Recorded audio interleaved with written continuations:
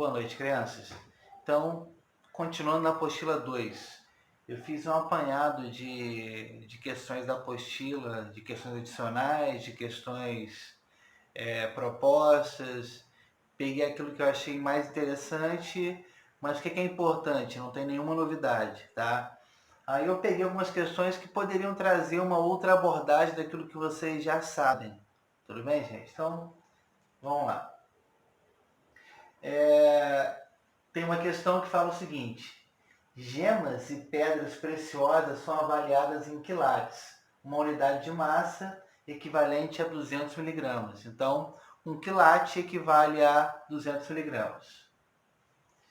Se você possuísse um diamante de 2,3 quilates em um anel, quantos mols de carbono estariam presentes? Lembrando que o diamante ele é formado basicamente por carbono.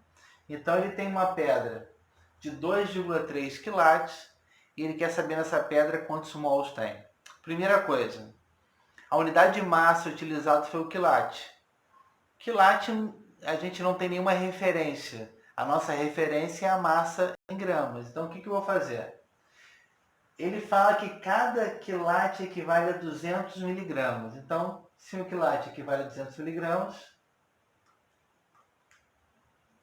2,3 quilates, que era a massa do anel que ele tinha, equivale a quantos miligramas? Então, resolvendo essa regra de 3, eu tenho 460 miligramas nesse anel. Novamente, miligrama ainda não é a nossa unidade. A gente vai ter que transformar de miligrama para grama para conseguir saber quantos mols de carbono eu tenho. Então, se 1 grama equivale a 1000 miligramas, então 460 miligramas, que era 2,3 quilates, isso equivale a 0,46 gramas. Pronto. Agora eu posso calcular quantos mols de carbono. Sabendo que cada mol de carbono tem 12 gramas, então 0,46 gramas, eu tenho 0,04 mols de átomos de carbono. Tá bom, gente? Então é uma questão só de conversão de unidades, sem novidades. É importante dessa questão. A referência que nós temos em cálculo químico é a referência que envolve a massa em gramas e o número de mols, tá? Então, qualquer questão que fuja disso, a gente busca essa relação. Questão 2. Sabe-se que 0,6 mols de um elemento desconhecido apresenta massa igual a 38,4 gramas. Ele quer saber a massa atômica desse elemento. Vamos lá, a referência que ele dá é o seguinte: para cada 0,16 mols eu tenho 38,4 gramas, né? É o que o enunciado informa. Como eu quero saber a massa atômica, eu quero saber a massa referente a 1 mol. Então, 1 mol desse átomo equivale a quantos gramas? Então, eu tenho 240 gramas por mol. Então, para cada mol, 240 gramas. Então, qual vai ser a massa atômica? Vai ser 240 unidades. Então, item C. Vamos lá. Uma molécula de sacarose, açúcar comum, ela é constituída de átomos de carbono, hidrogênio e oxigênio. Sabendo que 12 átomos de carbono, 22 átomos de hidrogênio e sua massa molecular é igual a 342 unidades, ele quer saber o número de átomos de oxigênio em sua molécula. Então, o que ele informa é o seguinte: esse açúcar, a sacarose, ele tem 12 átomos de carbono, 22 hidrogênios e alguma quantidade de átomos de oxigênio que a gente quer calcular. Galera, o que nós temos? 12 átomos de carbono, onde a sua massa atômica é igual a 12 unidades. 22 átomos de hidrogênio, onde cada hidrogênio tem massa igual a 1 unidade. E X átomos de oxigênio, que é o que a gente quer calcular, e onde cada oxigênio tem massa igual a 16 unidades. E o somatório da massa da contribuição do carbono, do hidrogênio e do oxigênio é igual a 342, que é a massa da sacarose. Galera, só resolver essa expressão matemática, sem erro, né? Então eu tenho que 144, que é 12 vezes 12, mais 22, que é 22 vezes 1, é igual a 16x, igual a 342. Então x vai ser igual a 11. Tranquilo, né? Então a massa a fórmula molecular da sacarose é C12H22O11. É um tipo de questão que a gente não havia resolvido ainda, mas é um conceito que você já conhece. O que é a massa molecular? É o somatório das massas atômicas. Mais uma questãozinha, onde que eles querem saber. Ele quer saber a massa de 0,15 mols de mercúrio, de 0,15 gramas de mercúrio e de 5,6 vezes 10 a 22 átomos de mercúrio. Então eu tenho essas três quantidades de mercúrio. Eu quero saber a massa total. Eu já tenho uma contribuição de massa que é 0,15 gramas. Então, calculando parte por parte, quanto de massa que eu tenho em 0,15 mols de mercúrio? Eu sei que o mol, 200 gramas, ele fala que a massa atômica do mercúrio é 200 unidades, então o mol 200, 0,15 mols x. Então, em 0,15 mols de mercúrio, eu tenho 30 gramas de mercúrio. Vamos lá, outra contribuição é 5,6 vezes 10 a 22 átomos de mercúrio.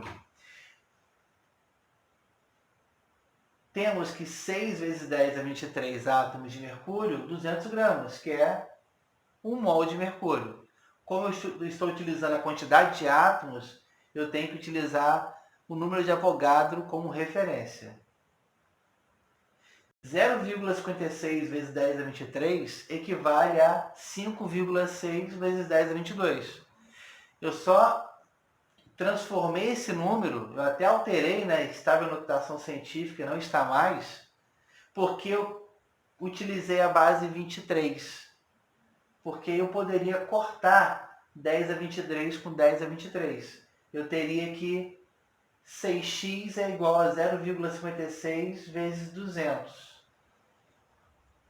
Então x igual a 18,7 gramas de mercúrio. A outra contribuição é 0,515 gramas de mercúrio. Então qual vai ser a massa total? O somatório, né? 30, que é 0,15 mols, 18,7, que é 5,6 vezes 10 a 22, e 0,15, que foi a massa que ele deu. Somando tudo isso, eu tenho 48,8. Então, a massa aproximada, 50 gramas de mercúrio. Bom, galera, uma última questão.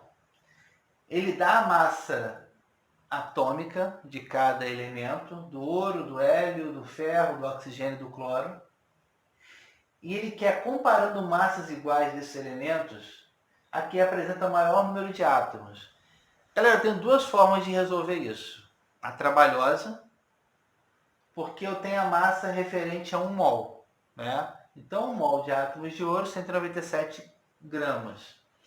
1 mol de hélio, 4 gramas. Então, eu poderia, por exemplo, 1 mol de hélio, 4 gramas. Como eu quero saber a massa, quem tem mais átomos utilizando a mesma massa, eu poderia pegar 1 grama como referência e calcular o número de mols. Né? O que eu teria? Que o número de mols, né, que é x mol, vai ser 1 grama por 4 gramas por mol. E aí calcularia para 1 grama para todos os elementos. Faria 1, 2, 3, 4, 5 regras de 3. Seria a forma trabalhosa. Mas eu queria chamar a atenção para essa expressão aqui. O número de mols que eu quero calcular, ele vai ser 1 grama, que é a massa do hélio, dividido por 4 gramas por mol, que é a massa molar. Eu posso chegar a uma expressão geral que é o seguinte: o número de mols que eu quero calcular de qualquer coisa nada mais é do que a massa dada, a massa real do composto, dividido pela sua massa molar. Para facilitar, eu vou chamar o número de mols de N, a massa de M e a massa molar de M maiúsculo, tá? Então, uma convenção. Então, o número de mols é a massa dividido pela massa molar. Eu não quero saber quem tem mais quantidade de átomos para a mesma massa, então se eu amarrar a massa de todos vai ser a mesma. Então, o que vai variar? A massa molar e o número de mols. Então, se eu quero saber quem tem mais número de mols, quem tem mais número de átomos, é só procurar quem tem a menor massa molecular, né? Se eu amarrei a massa, número de mols e massa molecular são inversamente proporcionais. Quanto menor a massa molecular, maior o número de mols. Então, quem tem a menor massa molecular? O hélio. Então, é ele que vai ter o maior número de mols para aquela quantidade de átomos. Vai ter o maior número de átomos para aquela quantidade de massa. O que significa? Como ele tem a menor massa molar, eu vou ter que ter mais átomos de hélio para chegar a massas equivalentes. Tá bom, gente? Então, eu separei essas questões para hoje. Continue fazendo as questões da apostila 2, não são questões complicadas. Se tiver alguma dúvida, pode mandar questões na área de dúvida. Ou então pode procurar a apostila 2. Vai lá no site do Etapa e tem um gabarito de todas as questões. Tá bom, gente? Beijinho, fiquem bem.